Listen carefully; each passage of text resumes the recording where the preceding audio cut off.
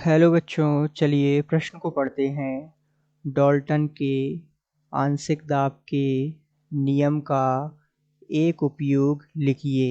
तो आइए बच्चों, सबसे पहले मुख्य अवधारणा को समझते हुए विस्तार पूर्वक हम इस प्रश्न के हल पर चर्चा करते हैं तथा डाल्टन के आंशिक दाब के नियमों को विस्तार पूर्वक समझते हुए उसके उपयोग की चर्चा करते हैं। तो सबसे पहले बात करते हैं हम डाल्टन के आंशिक दाब का नियम क्या कहता है। तो नियम क्या कहता है कि परस्पर क्रिया न करने वाली गैसों के परस्पर क्रिया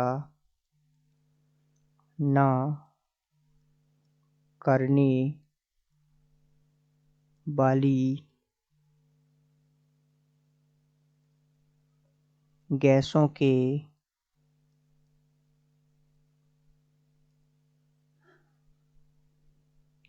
कुल दाब उन गैसों के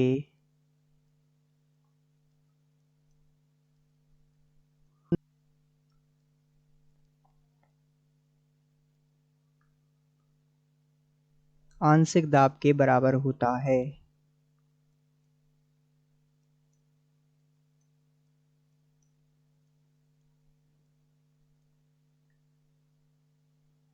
बराबर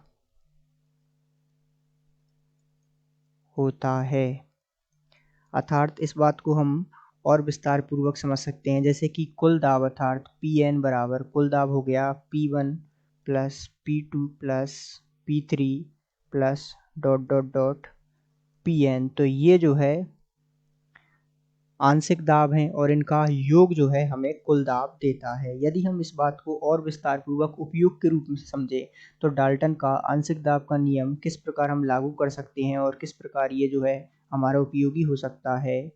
तो ध्यान दीजिएगा, मान लेते हैं ये जो है पात्र है, इसमें जो है गैसें भरी हुई हैं। कौन कौन सी गैसें? इसमें O2, N2 और H2 गैस भरी हुई है इस पात्र में। तो यहाँ पर यदि बात करें हम, जो पात्र में कुल दाब दिया हुआ है वो दिया हुआ है 300 किलो पास्कल दिया हुआ है, अर्थात यहाँ पर ये जो है कुल दाब हमें दिया हुआ है। अब इसी प्रकार H2 का जो हमें दिया हुआ है आंशिक दाब वो दिया हुआ है 100 किलो पास्कल तथा O2 का जो आंशिक दाब हमें दिया हुआ है इस पात्र में वो दिया हुआ है 50 किलो पास्कल और हमें ज्ञात करना है N2 का आंशिक दाब। तो इस प्रकार हम इस नियम की सहायता से इसे हल कर सकते हैं। कैसे? कि P कुल बराबर आंशिक दाब किसका? H2 का, साथ ही आंशिक दाब O2 का और साथ ही आंशिक दाब किसका? N2 का। तो इन दोनों का दिया हुआ है, यहाँ हमें ये 300 दिया हुआ है, इसका मान किलो पास्कल में।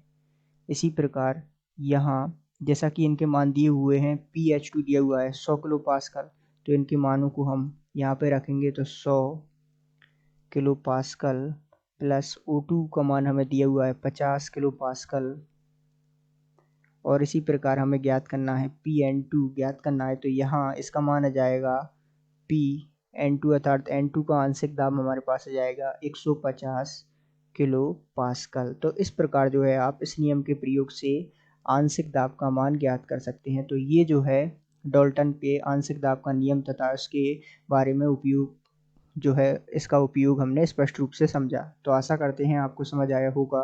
धन्यवाद।